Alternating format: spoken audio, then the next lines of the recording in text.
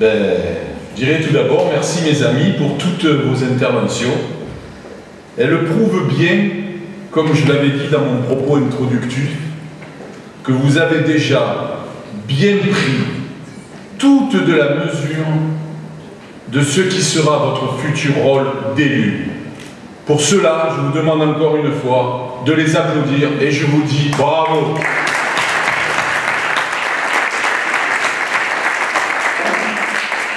Ce que je voudrais rajouter, tout d'abord, c'est que bien évidemment, tous les autres futurs élus qui ne se sont pas exprimés ce soir, car sinon on finit à minuit, sont tous dans le même état d'esprit. Ils auront tous une mission et ils sont tous effectivement prêts à l'assumer. Tous ont été choisis pour leurs compétences, leur expérience, leur disponibilité et surtout pour leur envie de servir leurs concitoyens. Tous, je l'ai dit, auront une ou plusieurs missions et surtout, ils auront ma confiance et ils auront les moyens de les assumer. Vous avez vu à travers les interventions de vos futurs élus que ce programme s'appuie sur des notions et des valeurs qui nous semblent primordiales. Le vivre ensemble, la solidarité, l'intergénérationnel, la démocratie participative, le cadre de vie et le développement durable, l'éducation, le sport et la jeunesse, l'économie et l'emploi, la culture, l'animation, la vie associative, les services publics et en fait une gestion exemplaire. Mais il y a un chapitre qui n'a pas été abordé. Et je suis sûr que vous n'avez pas manqué de le remarquer. Je pense même que certains se sont dit « mais ils n'ont pas parlé de sécurité ». Vous avez raison, mais rassurez-vous, je vais en parler. Il est évident qu'une des priorités de nos concitoyens, mais qui est aussi la nôtre, à nous tous ici présents, c'est de vivre dans une ville paisible où la sécurité est un droit pour tous. Alors, quelques petits rappels. L'acteur essentiel de la lutte contre la délinquance est le préfet, qui dirige notamment l'action de la police et de la gendarmerie nationale. À côté de ces pouvoirs de police du préfet, représentant de l'État, et donc garant de la sécurité des biens et des personnes, existent des pouvoirs de police du maire. Ces pouvoirs obligent le maire à assurer le bon ordre, la tranquillité, la sécurité et la salubrité publique dans sa commune. Bon ordre, c'est éviter les incidents, en particulier lors des rassemblements.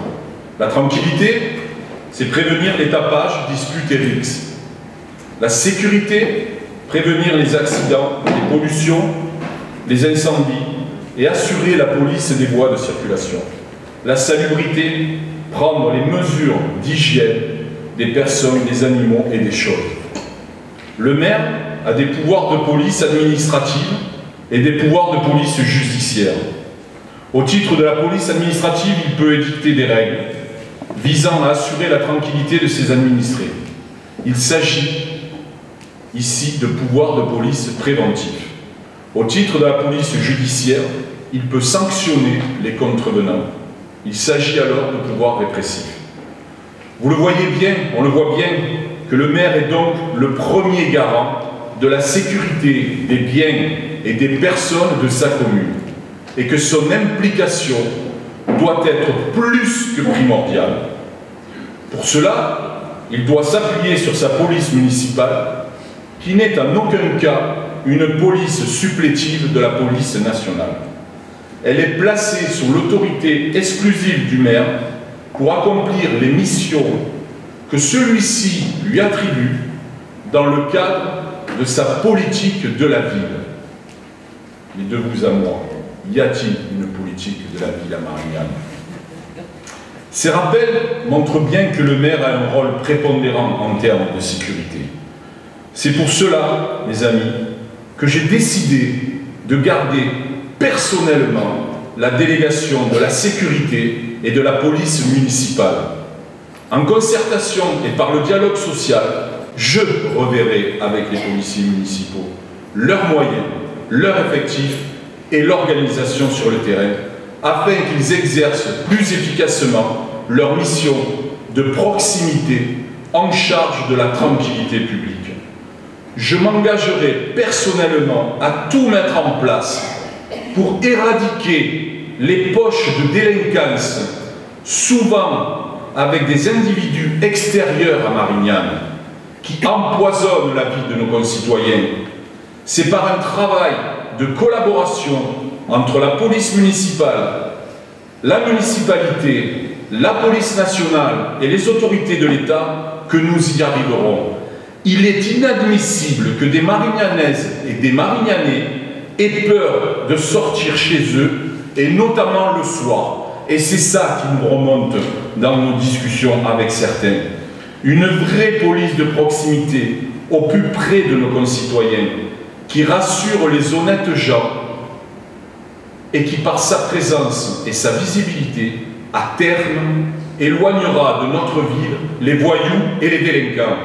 Voilà comment nous lutterons contre le sentiment d'insécurité, mais aussi les actes d'incivilité qui empoisonnent nos concitoyens. Alors, bien évidemment, s'il faut être ferme dans ce domaine-là, et nous le serons et je le serai, il ne faut pas oublier qu'on lutte aussi contre ce fléau par la prévention. Et pour cela, nous mettrons en place un schéma local de tranquillité publique adapté à notre commune. L'objectif de ce SLTP, parce qu'après il faudra employer les termes qu'il faut, est de mieux articuler les différents types d'interventions telles que la médiation sociale, la prévention spécialisée, des plans d'action dédiés au logement social et au transport public, et bien évidemment la vidéoprotection. Il doit favoriser une participation large de la population et de ses institutions, police, justice, éducation nationale, afin de rendre cohérents les actions menées dans les espaces publics et les lieux de notre commune soumis à des phénomènes de délinquance et d'incivilité.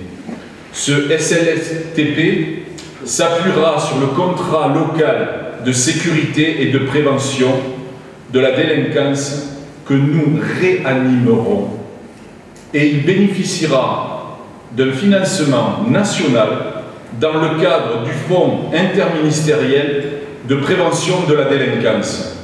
Donc là, mon ami futur adjoint aux finances, Christian Dogas, c'est parti, mais ça ne coûtera pas à la ville, puisque nous prendrons effectivement ces fonds qui nous seront donnés par ce Fonds interministériel de prévention de la délinquance. Le reste des propositions sur la sécurité, vous les retrouvez dans le programme, je ne vais pas donc m'étendre plus. Alors, pour finir, pour conclure, car je crois que de toute façon je n'ai pas à rajouter beaucoup de choses, le programme vous a été parfaitement décortiqué par mes adjoints, ce qui prouve que, et je souhaite que les autres candidats en fassent autant, que mes futurs adjoints et mes futurs conseillers, quelqu'un l'a dit, nous allons travailler tous ensemble. Un maire tout seul ne peut pas tout faire. Dans une ville de 35 000 habitants, il ne peut pas tout faire. Il doit s'appuyer sur des élus, effectivement, qui connaissent les dossiers, des élus qui travaillent en cohésion, des élus qui travaillent en équipe. Je pense que je n'ai pas besoin d'en rajouter. Ce soir, en tous les cas, ils vous l'ont prouvé, nous vous l'avons prouvé. Donc maintenant, c'est à eux d'agir quand nous serons aux affaires, et je peux vous dire qu'ils agiront de la meilleure des façons qu'il faudra pour les Marignanaises et les Marignanais. Alors j'entends déjà les oiseaux de mauvais augure dire « tous les programmes se ressemblent, ils proposent tous les mêmes choses, etc. etc. » À cela, je leur répondrai « vous avez raison, on retrouve souvent dans les programmes les mêmes propositions. » D'ailleurs, et ça a déjà été dit par Solange, je retrouve dans les programmes de certains de mes adversaires des pans entiers de nos propositions de 2008. Alors, je dis tout simplement, tant mieux, tant mieux. Cela prouve que nos idées étaient bien les meilleures et qu'elles sont toujours pertinente et d'actualité. En revanche, ce que je ne vois dans aucun des autres programmes, et c'est ce qui fait notre différence, c'est que pour que ça marche, une fois qu'on est élu, avant toute chose, c'est qu'il faut mettre des fondations solides. Ce qui fera notre différence, c'est la méthode. En effet, si on ne met pas en place toutes les conditions nécessaires à ce que nous appelons, et vous l'avez vu, chacun plus ou moins y a fait allusion, ce que nous appelons le vivre ensemble, cela ne peut pas fonctionner. Ce dont se plaignent la plupart des Marignanaises et des Marignanais que nous avons rencontrés, c'est le manque d'écoute, de dialogue, de concertation, d'échange. Ils ont l'impression qu'on ne les écoute que quelques mois avant les élections, et puis plus rien. Il ne faut pas s'étonner alors si le nombre d'abstentionnistes est toujours très important. Mais qui, à part nous, propose de mettre en place des conseils de quartier, de favoriser la création de comités d'intérêt de quartier, les fameux CIQ, de créer des centres d'animation de quartier, des CAC, Benjamin, c'est mieux que des CAQ, un conseil de la vie commerciale et une commission de la vie associative. Je veux pour Marignane des citoyens associés aux choix municipaux grâce à tous ces dispositifs qui seront la colonne vertébrale dont manque aujourd'hui et depuis longtemps Marignane. Monsieur le maire, je m'adresse à vous à travers la caméra, une fois qu'on est élu, on n'a pas tous les pouvoirs. La démocratie de proximité n'est pas réservée uniquement aux campagnes électorales. Et s'il est vrai que le maire et les élus doivent trancher, prendre des décisions concernant la commune, on doit surtout prendre avant en considération les suggestions de la population. Or, ce n'est pas ce que vous avez fait pendant votre mandat. Et ce n'est pas moi qui le dis, mais tous vos anciens amis, tous ceux qui vous ont quitté et qui maintenant s'aperçoivent qu'ils ont fait une erreur en vous accordant leur confiance en 2008. En ce qui me concerne, en ce qui nous concerne, ce que je souhaite, c'est tout simplement rectifier un accident de parcours sur le chemin du renouveau de Marignane. En effet, en 2008, les Marignanaises et les Marignanais, qu'est-ce qu'ils voulaient? Ils voulaient se débarrasser de Simon Pierry. Ils y sont arrivés, nous y sommes arrivés, et ils vous ont élu par défaut. En 2014, je souhaite qu'ils ne refassent pas la même erreur et qu'ils choisissent celui qui, en 2008, déjà ne leur promettait pas tout et n'importe quoi, mais déjà d'être le maire de la proximité, du dialogue et de l'écoute. Le maire qui saura porter haut la voix de ses concitoyens parce qu'il les aura tout d'abord écoutés. Alors, le 23 mars 2014, dès le premier tour, votez et faites voter pour la liste que j'ai l'honneur de conduire et comme on m'a dit à Marignane, tapez E. Je vous remercie.